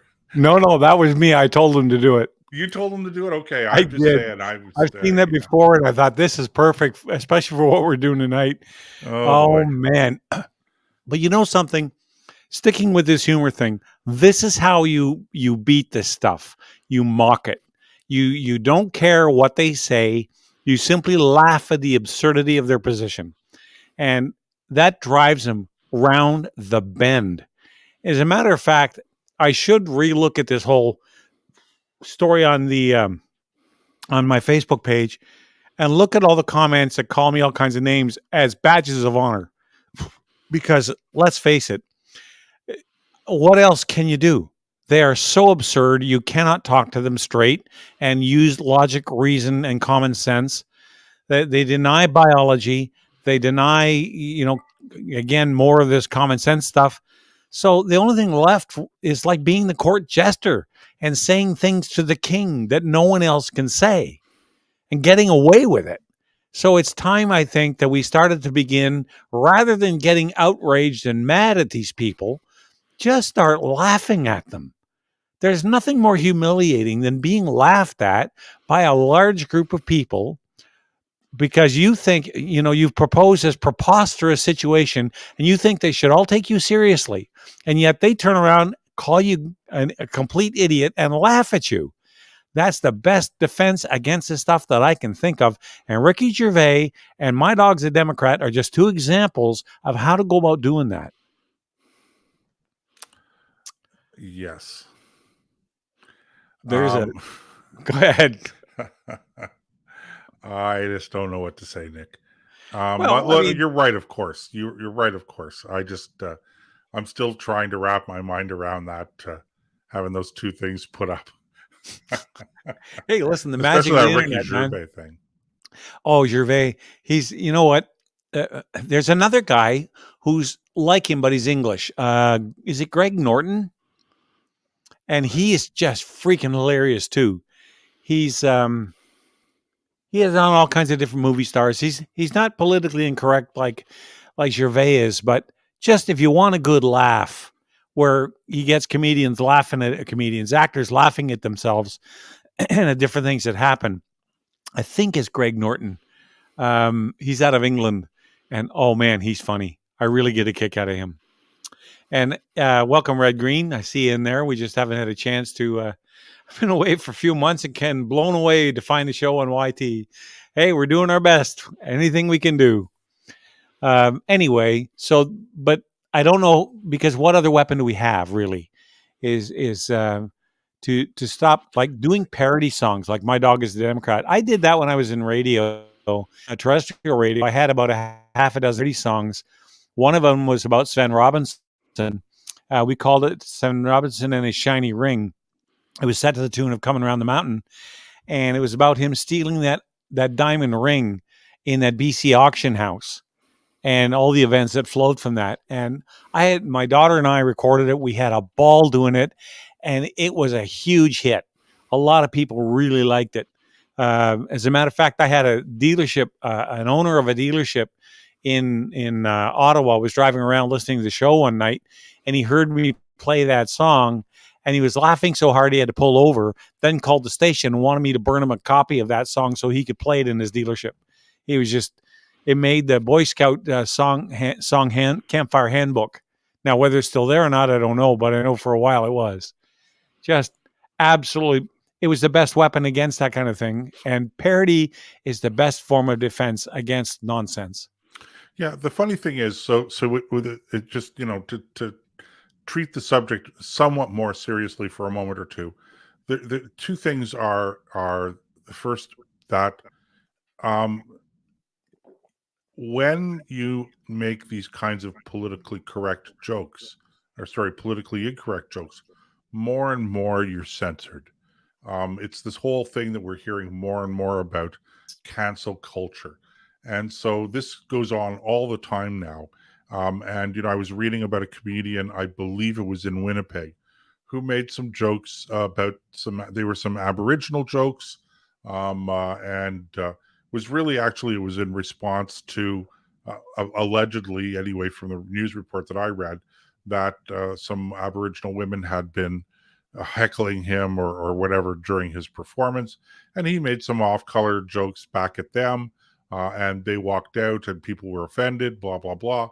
And the owner of the club, or the manager of the club, afterwards was interviewed. And, he said, well, this is not really acceptable. It's not the kind of comedy that we like. Okay, fine. So, but this is point number one, is that, people are getting, you talk about parody being the best defense, but, when you parody, right now, if you're on the right, if I could use that term very loosely, the political spectrum, if it's that kind of parody, then you run the risk of being canceled. That's the first thing. And the fact is, it's a huge double standard.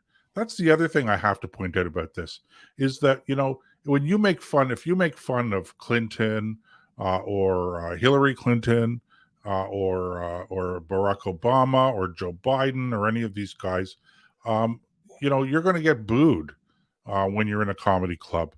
But if you make fun of George Bush or you make fun of Donald Trump or anything like that, everybody thinks it's the funniest thing in the world. And so it's, there is a double standard there as well.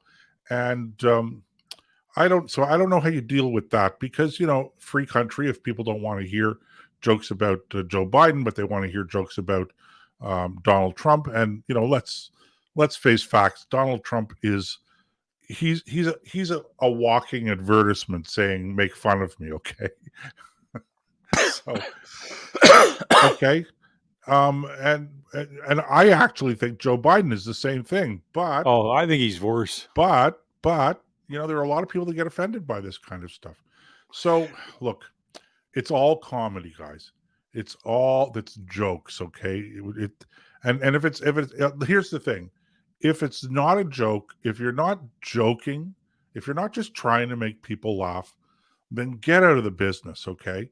I don't want to pay X number of dollars to go to a comedy club only to be treated to political advertising under the guise of comedy, okay? If you want to do a political speech, okay, do your political speech. I don't mind. Put it up on YouTube. Go around and charge people to come to an auditorium and listen to you. I don't mind. But if I'm going for comedy, that's what I want. I want comedy. I don't want political rhetoric and politicking under the guise of comedy. You're talking about being canceled, and that's true insofar as it goes. But you're seeing rises of platform, like Rumble as an example, where it's in response to that, where people, YouTube will demonetize you if you're, at the very least, if you get into really, kind of rough waters. But there are, like Dinesh D'Souza has a podcast I only discovered today on Rumble. It's 45 minutes long, and I didn't get a chance to watch the whole thing, but he was, it didn't have the hundreds of thousands of views you get on YouTube, but those platforms are growing. And it's in response to the fact that people are tired of being told what to think. They don't like thought crime. They don't like this Orwellian outlook that a lot of people have when it comes to what to think about different events. Like somebody just was mentioning that there was apparently another shooting down in Tulsa where 5 people were shot. Don't know about it, but who knows what happened there, and yet the news will not be presented from the point of view of here's what happened, you decide. It's not just the facts, to use that old Dragnet quote. It's today now your news comes colored and opinionated before it ever reaches you. And people are tired of that. So they're looking for other places and platforms. And that's why I think over time, you're going to see places like Rumble begin to compete with YouTube. And that's going to be good for both platforms, because YouTube will have to start, if they don't want to lose too many people to Rumble, they're going to have to be more careful about what they demonetize and or eliminate from their it's the same lesson that Netflix learned. They were going down the pipes because they were putting on a lot of this woke advertising. People began to leave in the hundreds of thousands, and they said, guess what? That is not, we got to change our course. We cannot do this anymore. So they dumped a lot of that programming. Elon Musk is doing the same thing with Twitter. So you see the same kind of things coming along. And I think this is the natural extension of when, if I can quote Princess Leia from the first Battlestar Galactica Star Wars movie, the harder you squeeze, the more of it slip through your fingers. And that's a great line. I mean, I'm not a huge, I like Star Wars, but I'm not a huge fan. But that line is so much more applicable today because you can look at that, whether it's the COVID vaccine thing or whether it's, Think Police. There are now people out there being investigated for non-crimes. Somebody complains about something you said or did, and it's not a crime, but the police feel it's necessary to go and investigate anyway. Right. And if they go, if an employer does a search on your record, they'll see this non-crime. Well, first of all, what the hell's a non-crime? Why would you be investigated for a non-crime? The police have nothing better to do. So, there's people are tired of that, and they're looking for new ways to do it. Yeah, I've lost my train of thought for a second, Nick. Look on track 4. Yeah, I know what I wanted to say. I'm sorry. The thing when you talk about people moving off of one platform and onto another platform, that I think that it sounds good, and insofar as those people are concerned, it shows a certain amount of worry about the one-sidedness and almost the brainwashing of people. But the thing that's really disturbing is that this kind of censorship goes on in the mainstream media, and I don't just mean the news media, I mean just generally, okay? Whether it's television, internet, whatever. And so almost without exception, only one side of the story is being told.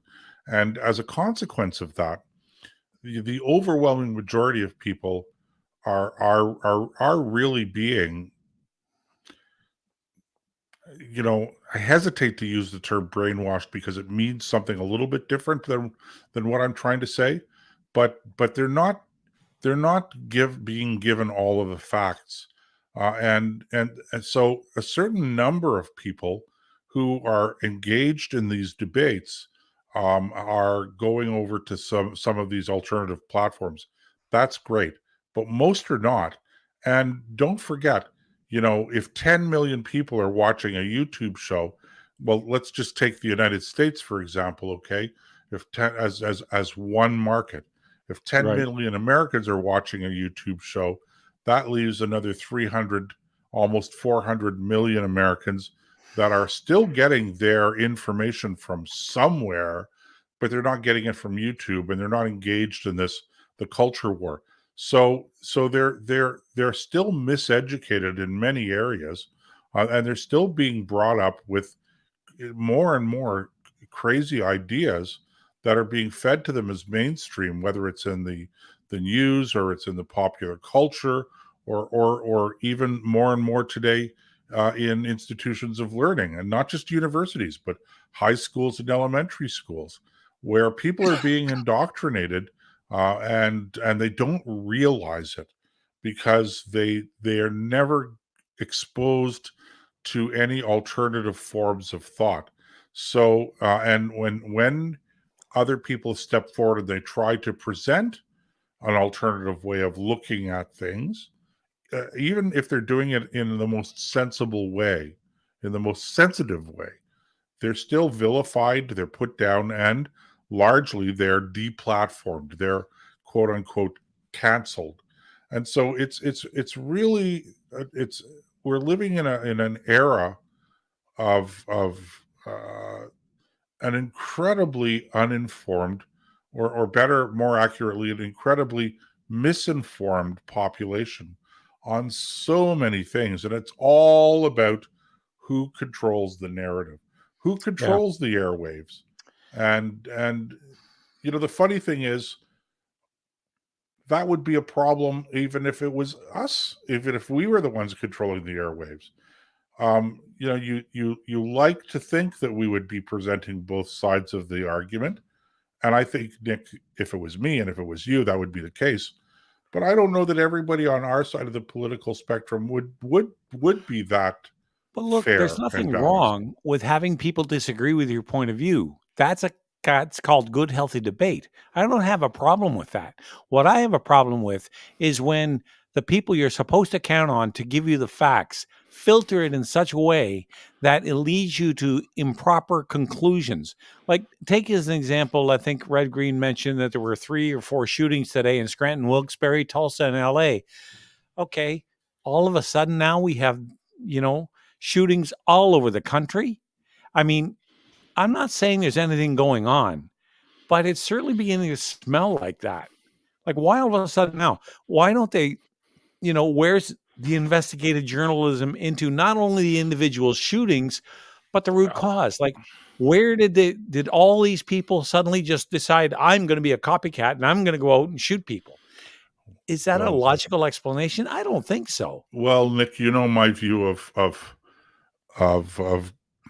contemporary journalism. I don't think there are very many good journalists out there. When you talk about where are the investigative journalists, well, good question. I think that they're not just an endangered species. I think that they're extinct.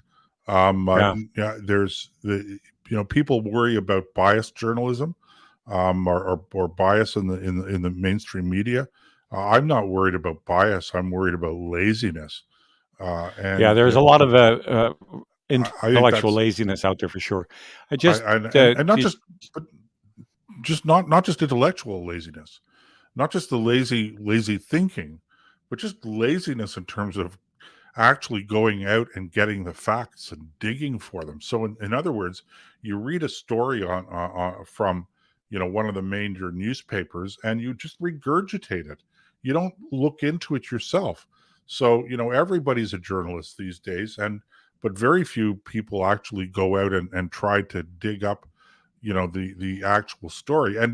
And for those who do, it more often than not, for the very few who do, more often than not, if the facts don't comport to their worldview on whatever it is that they're reporting, then more often than not, they won't report all of the facts. They'll cherry pick the facts that seem to confirm what they believe to be the truth, and it becomes more an exercise in polemics rather than journalism. All right, just within the last couple of minutes here, I'm just going to shift topics on you just to get your point. Tomorrow is the provincial election here in Ontario. In Ontario, that's right. Yeah. So Lummi, there's 124 seats up for grabs. Just throw a dart and tell me how many the Conservatives are going to win.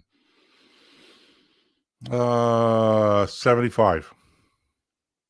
Yeah, okay. I was in the same range. I was gonna say 76. So you and I are in about the same ballpark. Wow. Yeah, I don't think they'll get 78, but they'll probably get 75 for sure. If I just not pulled that 76. number out of the air, by the way. I Yeah, don't but have I'm any taking into reason. account you're going to lose a few to the NDP. I really don't think Del Duca is going to. He's going to be third party again because he offered nothing. This is really an uninspiring race, and I'm glad it's over. Whether I don't like the Conservatives in Ontario right now for a whole host of reasons, but as much I hate to see this, I'd rather Doug than Mr. Del Duca or Andrea Horwath. Well, unfortunately, that's the way politics works. And, there are some alternative, somewhat more conservative parties out there. But the reality is that, if you're going to vote for a new blue candidate, or you're going to vote for an Ontario party candidate, then, the fact is, and as much as I hate to say it, the fact is that you are risking splitting the vote and helping one of the other parties get elected. And it's that and old circle, given the platforms of the NDP and the Green Party and the Liberal Party, I certainly don't want to take the chance that that's going to happen. So do with that point of view what you will. I'm not telling people how to vote. I'm just saying it's a consideration, and I don't think that I'm the only person thinking that way. It's the old circle. I mean, how does a new party make any ground if nobody votes for them? If they're on the same side, supposed to be on the same side of the aisle as the reigning party, Nick, or and at the same time, you do risk the vote splitting that you're talking about. Yeah, well, Nick, I've been involved in professional politics for a very long time, and I will say this: it takes as much effort and as much resources to take over a political party as it does to create a new one. In fact, probably less.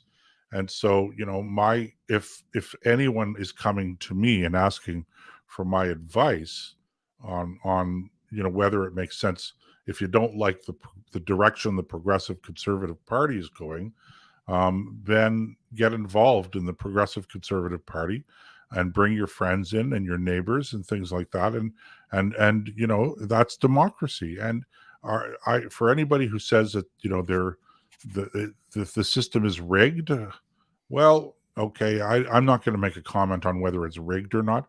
All I'm going to say is that, if the system is rigged, you can certainly beat the system. There are ways you can do these things that are perfectly legitimate, but, you fight it out if you really, truly believe in it.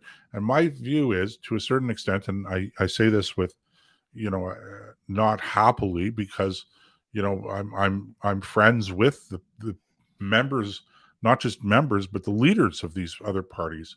Not good friends, but I think more than just passing acquaintances.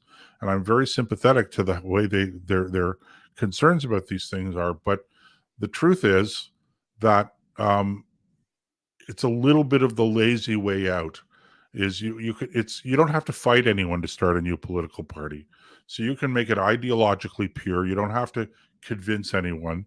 You start up the party. As long as you jump through the administrative hoops, the legal hoops, and that, you're off to the races. And you can collect donations. You can you don't have to fight for your ideas. Yeah. But ultimately you fracture the vote. And so that's the downside to it. So all right. With that, I have to stop you there because guess what? That's 2 hours. This will be an interesting conversation to have next time we get together for the show. Yes. Because then we'll know what the results are and we'll know which one of us was right, although we're only apart by one seat. Be very interesting to see how this shakes out. Okay, for the rest of you guys, thanks for joining us this evening. Thanks to John for running everything behind the scenes. Did a great job as always. And for Joseph and I wish you all a great week. Ubi Caritas et amor, Dea CBS. Good evening, God bless. Don't let anything disturb your peace, and may you have a fair wind and a following sea.